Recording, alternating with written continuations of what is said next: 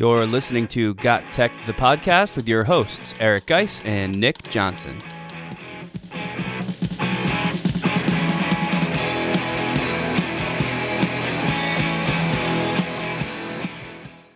Welcome back, everyone, to GotTechED, the podcast. This is episode 13. In this episode, we talk about the purpose of teaching and how traditional methods fit in or don't fit in. I'll try to fool Geis with another game of two truths and a lie, followed by a discussion about e-portfolios. Finally, we'll close the show with another tech battle royale.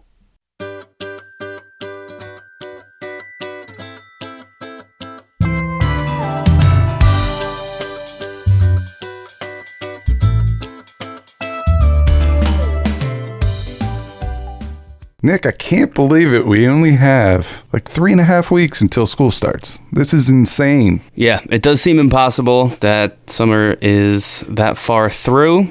It's upsetting and exciting at the same time. I know we always talk about it at the end of the summer, whether you're excited about going back or whether you're kind of dreading going back. But for me this year, it's kind of a mix of both. I know where we were supposed to start this episode, but I got to bring in a story because I'm going to throw it back to your first year teaching. Yeah. At the end of the school year, you're like, I'm ready to just go right into the next year. Like, I don't even see why we need a summer vacation. And now I'm like, man, I could really use those 5-6 weeks of, downtime. Yeah. When I say down, it's not down. I mean, we're still doing stuff. But, time to just get rejuvenated. But when we hit August, I'm like, all right, let's get back in the swing of things. I'm all right. Let's go for it. Yeah, you start kind of feeling ready to get back into it. And hopefully that's where everybody's at as we come around the middle of summertime here. Yeah, so all right, let's get back into the episode. One thing I wanted to talk about is I was just at a unconference, which is kind of like it's a conference, but there's no set agenda. Right. And one of the topics that we talked about, and these are all media specialists, librarians, tech specialists, ed coaches, things like that. And one thing that we talked about is works cited and citing our references and plagiarism. And that was the conversation that we were on. And one of the teachers said that at their school, they still teach where the commas, the semicolons, and all that stuff go in while writing their references, their works cited. And I was thinking about this, and I'm just thinking in my head, like, why? And the one person who said it, she looked at me and she goes, "You have the weirdest look on your face right now." I go, "I'm in deep thinking. I'm really thinking hard about this. I want to choose my words wisely." But I was just like, why? And I said it out loud. Why? Why are you teaching where the semicolon goes? And she said it was super important. And I understand that. There's a importance behind that. But we have engines that do that for us. We have tools that allow us to implement a URL and it will spit out a reference for works cited. Why don't we utilize that? Why is it important to still teach that? So my question is, why? Well, it begs the bigger question: why teach anything? Or not? Obviously, there's really important things to teach, but what are those things? Because information, really detailed information, such as where do you put the semicolon, that's the role of information like that is different now. Maybe it's less important because there's so much information that's so accessible all the time. So as teachers, we're kind of in this weird flux phase of figuring out what do you still teach and what do you not teach. Do we really have to show where that semicolon is? That's exactly right. And really, to me, this was a larger issue than do we teach how to write APA or MLA or Chicago style citations. This had me reflecting on education and what we teach in general. And one of the examples another gentleman said is, I totally get that. And I went away from that, and he was an English teacher prior to becoming a media specialist. And he said, I taught that for a week and the students still didn't get it. Right. And I was like, well, why did you teach that for a week? And they were like, because it's important. It's important not to plagiarize. And I go, but is it plagiarizing if you have a search engine do the works cited for you? He goes, no. I go, so why? I mean, teachers, we always think we can't do problem-based learning or project-based learning or standards-based grading and things like that because of time. And we have to teach to get to a certain point to meet a standard set by a state test. Right. Why? Why is it important to teach like that? Like, where can we save time along our way so we can still do these project-based assessments and include gamification methods into our practice that might take a little bit more time? Is there a place in our craft that we can eliminate some of that time so we can make learning more engaging, more enjoyable for our students? Right. Well, or to keep going back to the example of the citations, because I think it's a great one. I remember being taught how to write citations and actually like going period by period or each comma and whether it's italicized or where the colon goes or semicolon in different styles. That is definitely information that my brain does not have on recall. We're both going through some grad school kind of stuff right now, and I know I'm citing stuff all the time. Definitely not from memory. Every single time I have to do it, I pull up. I think I like the Purdue OWL. Is that the one that? Yep. Yeah, that's a really good one. I just look at that every time. Or if I'm on Google Scholar, it gives me all the citation styles done ahead of time. Wouldn't it be more valuable as a teacher to teach your students about the importance of not plagiarizing, how to find the places to learn about different citation style, when to use which style, how to check or how to critique a citation that has been done for you to make sure it's correct, rather than approaching it as like here's how you, or just memorizing how to do APA versus MLA. And you hit it right there. Memorization. We've been saying for the last 10, 15 years that memorization isn't the way to go. And I could give you several real life examples why. First one, picture yourself in med school. You just graduated from med school. Yeah, they asked you to memorize stuff, but in med school, they're starting to push more case-based studies. They want to teach our doctors how to have certain skills of research. No doctor out there is going to be able to remember every single illness and all the symptoms and how it's treated and things like that. But what they can do is they could memorize a process. All right, these are the symptoms the patient's having. Okay, we can rule out this type of, organ function or this body part and this body part, and we could start narrowing it down until we get to a certain maybe 4, 5, 6 different options, and then under further scrutiny you can narrow it down even more. So case-based studies, yeah, they take a longer time, but it gives you more skills to be able to figure out a process that you're going to use in the real world. And this is where the state-based testing kind of does the students a disservice, because it's harder to do a case-based study test. It takes more time to grade. There's more written answers that had to be made, more diagrams and stuff like that, and that takes manpower. So really, all that stuff is related, but just getting back into it, sometimes we just got to stop and ask ourselves, why? Can we still hit these benchmarks? Can we still hit the standards that we need to hit without asking memorization or have students perform memorization practices? Sure. And it's I think you touched on something there when you mentioned the testing, which is frustration, because this is not the way most teachers now, myself included, we weren't taught this way. Most of my school was still about memorizing facts and spitting things back. I remember I used to study for tests just by rewriting my notes over and over and over again until that information was locked away. So for all of us, that's kind of what school always was, is you teach information. When I go to do a chemistry lesson, I get up, I talk about atomic structure, and I tell them all the different pieces. That's starting to change, and it can be frustrating for people because it's not what your vision of education was, or maybe you feel like you weren't prepped for this. But I think it's important to realize that if the real goal of this job is to prepare students for being adults in the world, being productive, doing things that are productive and contributing to society, this is what their world is going to be. It's not going to be about memorizing what a mitochondria does or anything. Any fact you could throw out. It's about where to find that information, where to find good information, and evaluate it when you find it. Exactly. And I guess the point behind this whole rant, and it is kind of a rant, is can you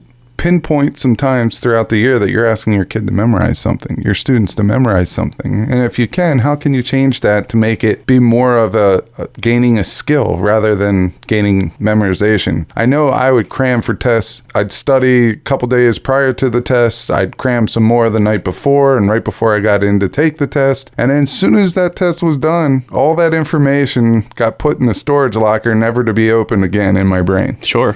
And that's problematic, because if I would have learned a process, and don't get me wrong. I think you do learn a process, even with memorization, but not the type of process that we need to push out to our students, out to our kids. And there are, of course, we left out, there's definitely things that you should just know. But I think one of the cool parts about teaching more of in a skills-based way, or teaching how to analyze or critically think, is you do learn a lot of information, because that process is so involved, and there's so much intense thinking that the student is going to do during that they end up learning a lot of the stuff, a lot of the facts you would have taught anyway at a way deeper level than if you're just giving them a whole list of things that they have to memorize and know. So it's an interesting topic, and definitely something to think about. It's going to be more and more in our educational world as time goes on. So just consider, as you approach the school year, where your memorization heavy subjects or units or chapters might be, and ways to change or eliminate that towards a more skills-based critical thinking analysis level.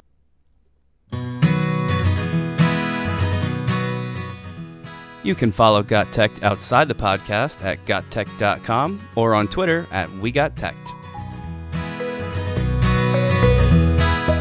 So we thought we'd bring back a segment from a few episodes back, kind of playing off a game that Geis and I, a lot of people used to play when we were younger, called Two Truths and a Lie. If you've never played it or just need a quick refresher, the whole point is if you're sitting around with a group of friends and you need something to do to kind of kill some time, each person gives 3 facts about themselves or about anything, really, depending on how you want to play. And of those 3 facts, 2 of them have to be true, and 1 of them is purposefully false. That's the lie. Hence, 2 truths and a lie. I've even seen teachers do this as like a icebreaker at the start of the year. The point is, we have kind of a twist on that game where I try and trick Geis by finding 3 educational articles, hopefully ed tech, but sometimes we have to branch out a little bit, and I will read those 3 titles to him. I will describe the articles just a little bit to give him a sense of what I'm talking about. Of those 3 articles, 2 of them are definitely true, and 1 of them is false, either completely made up by me or just slightly altered from the actual real article. It's usually pretty entertaining because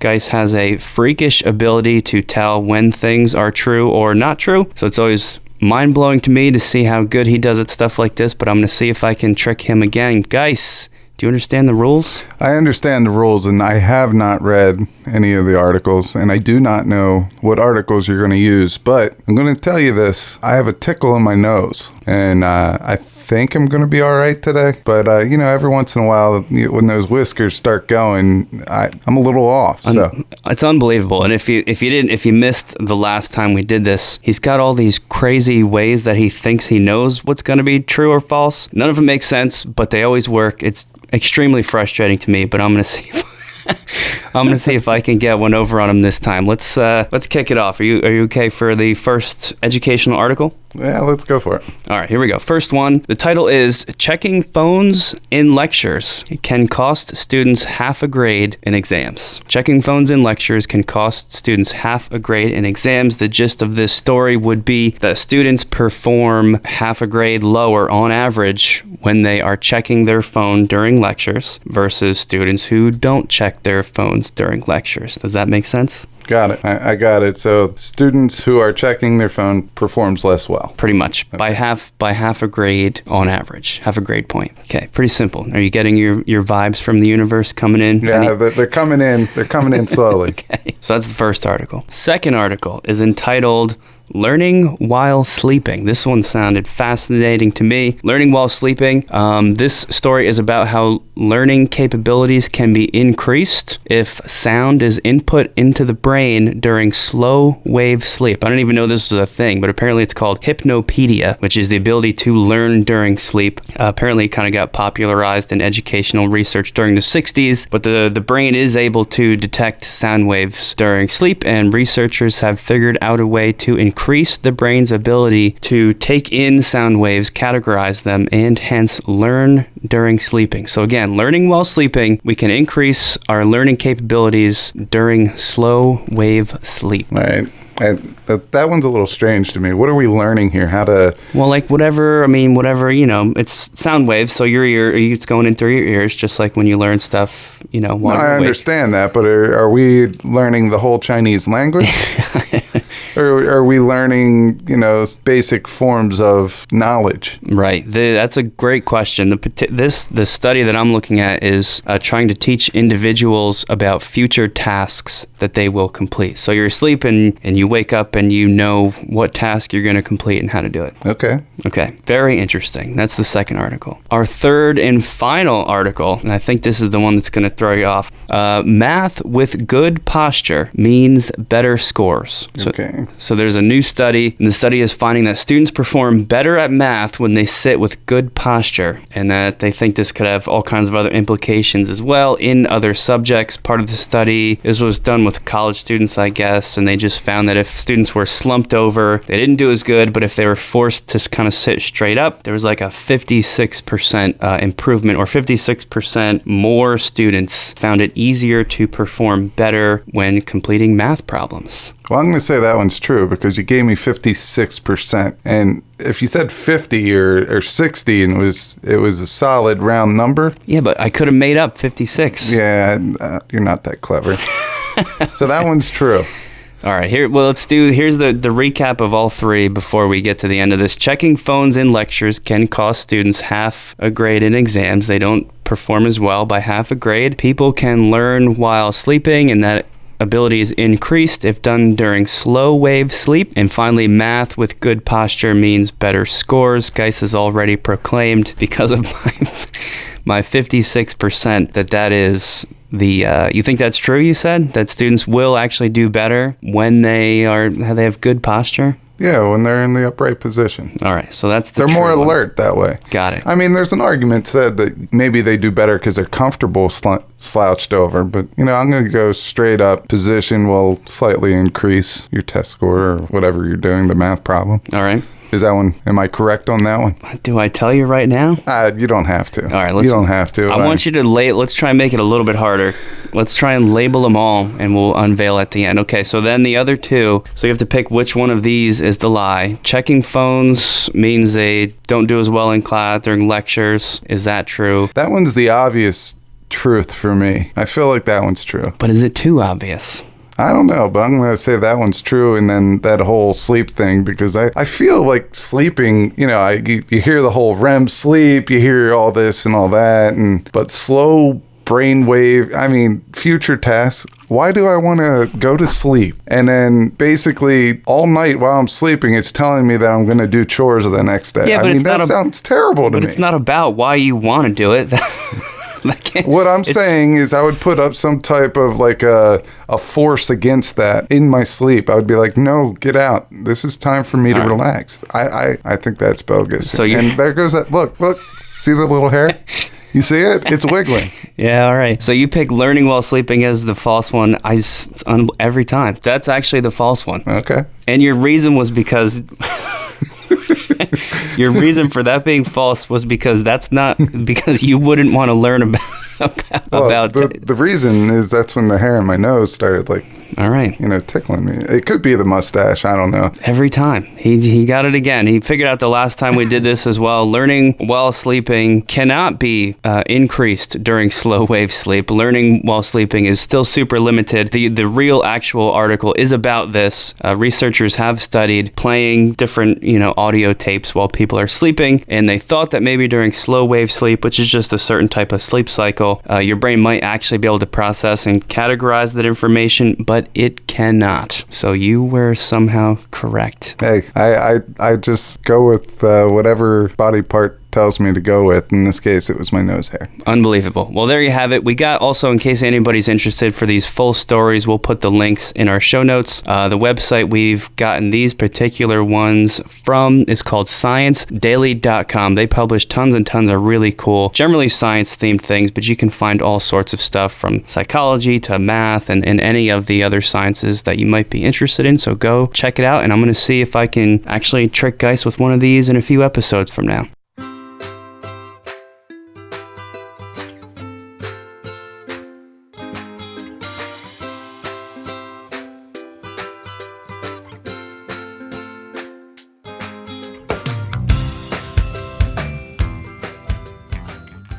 One of the things that I'm super excited about this year as tech coach or tech integration specialist or media specialist or whatever they call me here is working with colleagues on new projects. And this year, I'm going to focus a lot of attention on working with my colleagues to incorporate e-portfolios into their teacher repertoire. And I'm really excited about this. It's something that I've wanted to do for a while, and I think this year that's going to be my goal for this year, is just to reach out and try to get some teachers to use e-portfolios. That's a good goal. I think e-portfolios and maybe even portfolios in general should be and hopefully are becoming a bigger thing. I know in our school and probably in education as a whole. In case you're not familiar, I mean, that we've definitely all heard the word portfolios, but I think, and correct me if I'm wrong, I think the purpose would be sort of as like an alternative assessment for students. So instead of giving a test, a summative assessment at the end of a unit, to show me what you know right now, a portfolio kind of keeps track of work that they've completed, still demonstrating their mastery and all those same things, but just more of like a collection of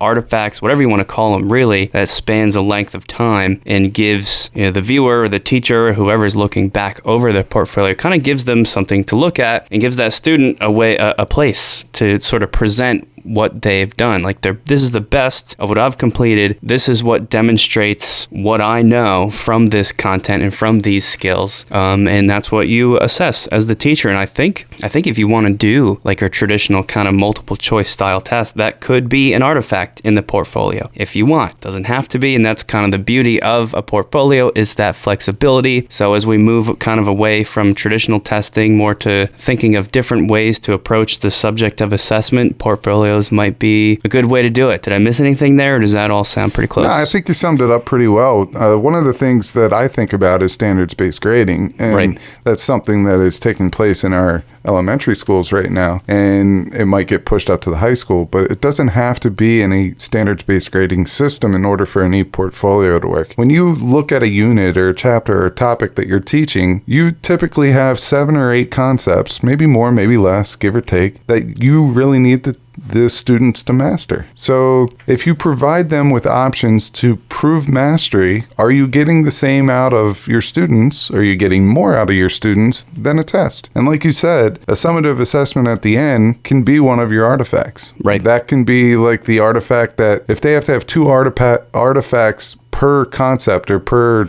standard, that could be one that covers all of them, and they need one more. Exactly. And this, in my opinion, this kind of levels the playing field from the kids that do extremely well on tests naturally versus those students that don't do extremely well. It allows them to show mastery in other ways. Now, on the flip side, you have those students that aren't good at keeping up with assignments and things like that, but yet they're very good at tests. Right. So, I mean, you have to look at the pros and the cons of both of that and see how it balances each other out. Yeah, that's one of the things that really sold me on a portfolio, is that it can still include those testing or your traditional tests. I know I have some tests that I think are really good and ask students some challenging questions, some high-level questions, and I want to see them do that. But a portfolio does, like you said, level the playing field, kind of opens it up for other students to incorporate some ways to demonstrate what they've learned without doing that. Because for sure, so I can think of at least a handful of kids from this past year, they're just not good at sitting down and demonstrating their knowledge in that way. So a portfolio kind of opens it up for some different things. I know I tried a portfolio this past year where each student at the beginning of the year was assigned an element. So you got carbon and the next kid gets plutonium or whatever it was. And over the course of the whole year, as we learned different things about chemistry and atoms and bonding and whatever else, they had to update and create a Google Sites website with information about their atom that relates to what we just learned in class. The thinking being kind of what we were just talking about. Well, let's say Johnny's really bad at taking tests and he gets a 72. Well, I know he knows way more than that. He just gets super stressed out in that testing environment. He also has his elements website that he can work on and complete over the course of the whole unit. There's no time crunch. Even a little bit after the unit test, I would allow them to work on it.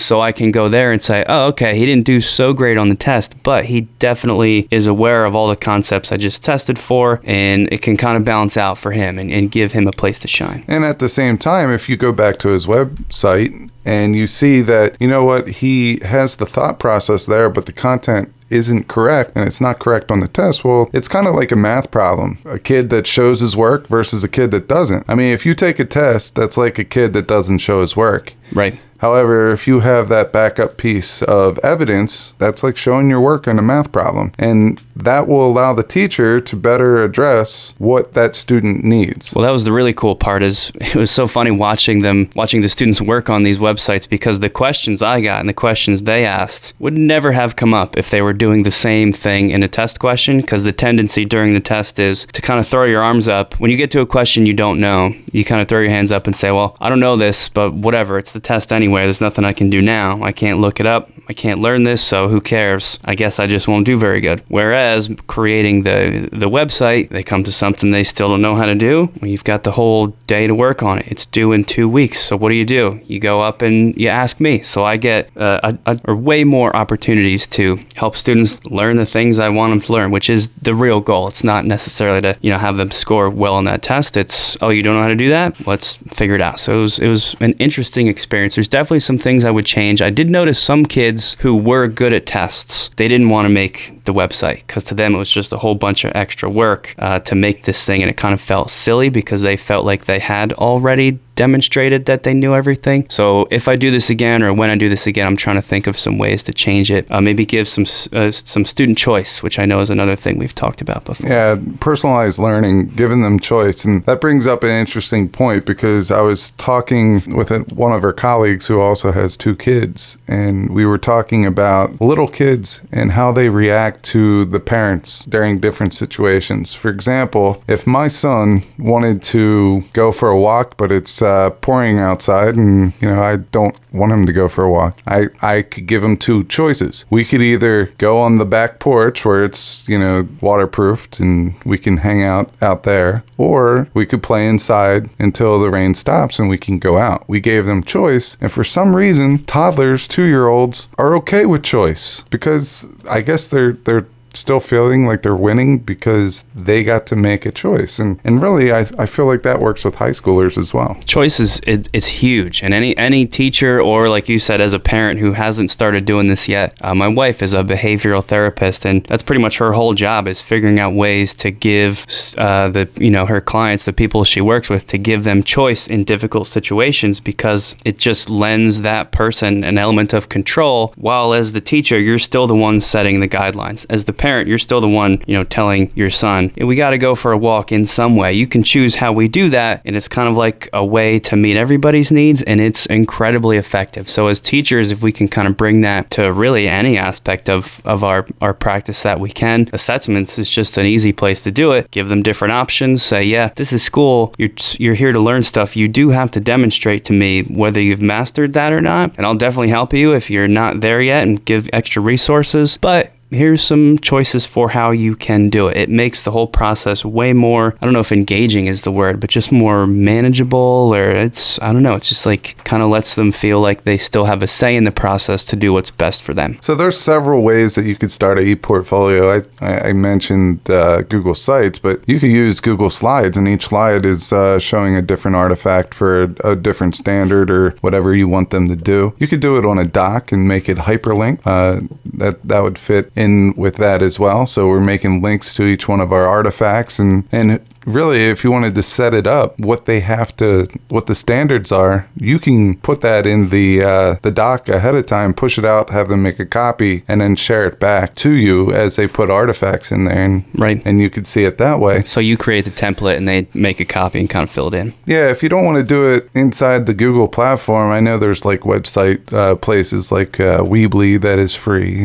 and there are some blogging sites which are free, which for some reason I just can't think of one right now. I know that there's like platforms out there like S'more that gives you a certain number of blogs free and stuff like that, but then you're getting into students having to sign up, their account information and all that. So I mean, I really just like I like using the Google platform for something like that, because collaboration, you just can't beat it. Well, I think this is one time where if you listen to this podcast, we bring up tons of different apps and websites and programs, but I think we're going to advocate for just keeping it simple here, and maybe rather than go sign up for another subscription-based thing, maybe just open up a Google Doc or a Google Slide, or even just have your students keep a shared folder for the year, and they share the folder shared with you, so you can log in and see anytime, even if there's just a worksheet that they worked on that they thought was really good representation of what they know. There's all kinds of apps where they can take a picture of that with their phone, turn it into a PDF, and drop that PDF in their Google Drive folder, so you can look at all sorts of documents and different materials from throughout the year. Yeah, so I guess the moral of this is just to go out and consider e-portfolios into your practice, and maybe there's a unit that would fit best for this. Start small, work your way up, and maybe e-portfolios are something for you to consider.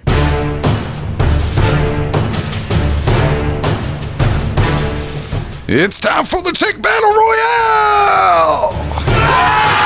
That's right, it's time for the Tech Battle Royale. This is where Nick and I go mano a mano, one-on-one, his best versus my best. First one up the mountain puts the flag in the peak, and it is time to get it going right now. So we've got some categories. We're not going to read them all, but just to give you a sense of the kinds of things we can argue about, we've got productivity, fun and games, research, really anything related to education and things a teacher or student could use. So let's spin the wheel of tech to figure out what we're going to talk about today. Here we go.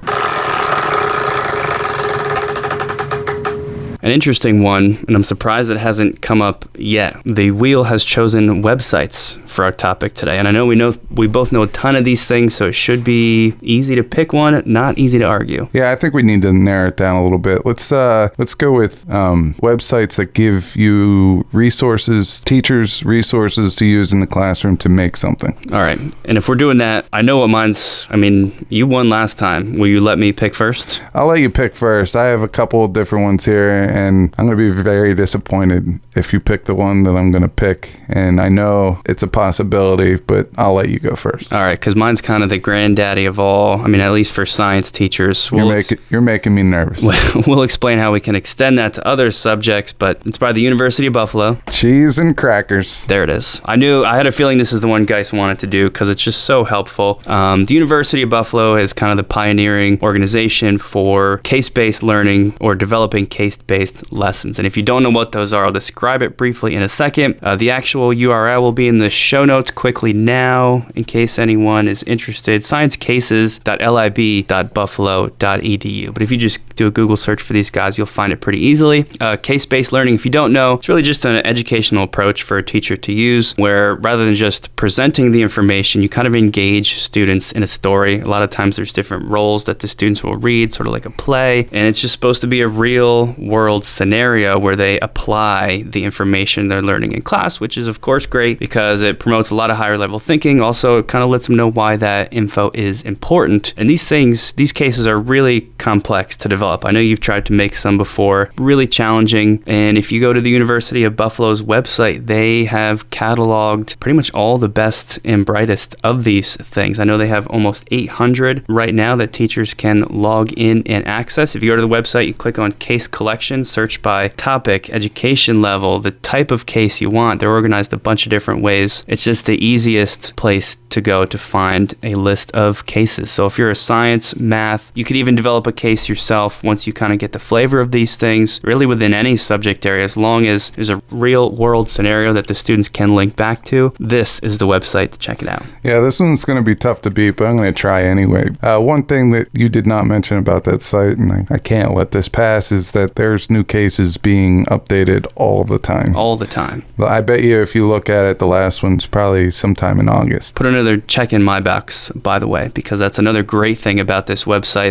It's constantly, August 3rd was the most recent one, and before that it was July 29th. So yes, it's really, really, really great resource. All right, so I'm going to throw Data Nugget out there, datanuggets.org, and this is very similar to yours in that it provides data that will allow students to work with real-world issues. And so all the data collected here in this site is actually collected by scientists, and what they do is they publish the data, and it allows teachers to work with that data to explore concepts and really just solidify the concepts using a real-world approach because it's real-life data. There's really two goals to Data Nuggets, and that's one, have the scientists increase the broader impacts of their research so it reaches more people while having students be engaged in the practice of science through innovative lenses. So it combines the scientific content from authentic research to help students better understand key concepts. So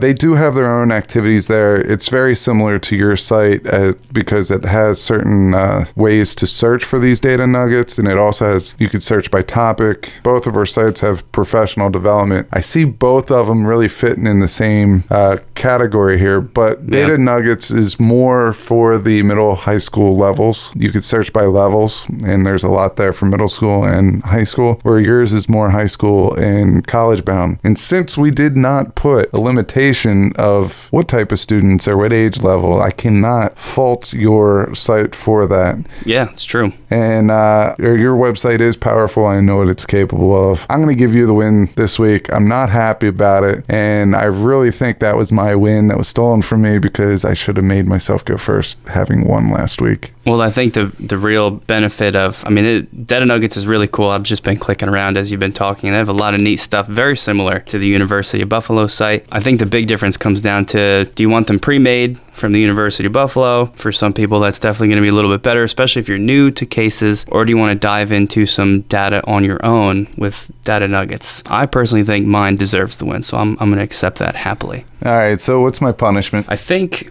I want to tie in. Didn't you show me some kind of video this past week from something you were at? Yeah, at the Garden State Summit, Rich Kiker, the father of Google professional developments, he showed this video of a little girl kind of like looking in the mirror, giving herself a pep talk to start her day. But what does that have to do with anything? Well, let's first of all play that audio, because I want everyone to get a full appreciation for what this is going to be. My whole house is great. I can do anything good. I like my school. I like anything. I like my dad. I like my cousins. I like my aunts. I like my Allisons. I like my moms. I like my sisters. I like my dad. I like my hair.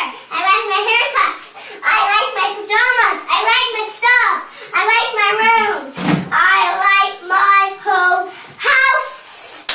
My whole house is great. I can do anything good. Yeah. I can do anything good. Better than anyone.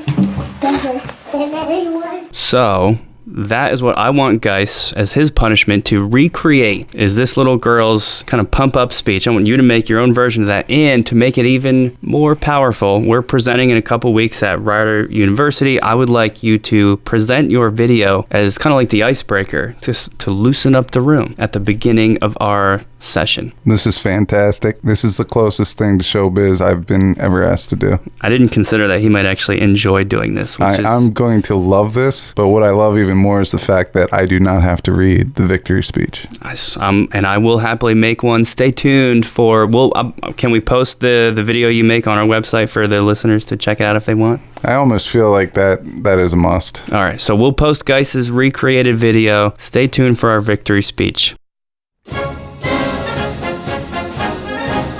While we may have flipped a coin to determine my victory in this episode's battle, I think the coin made the right choice. So whether you use datanuggets.org or sciencecases.lib, just as with any edtech, make sure it's the one that is the right fit for you and your class. There's a lot of tech being thrust into the educational landscape these days, much of it branded to be the best new innovation that you must incorporate now. I think it's important to remember that no technology can improve student learning unless paired with good teaching practice and properly implemented assessment. So make sure your selections are right for you and your teaching style. Thanks for listening to Got Tech, the podcast. Remember, you can follow Geis on Twitter at GeisGotTech, or Nick on Instagram at NickGotTech, or just check into our website, gottech.com. Until next time.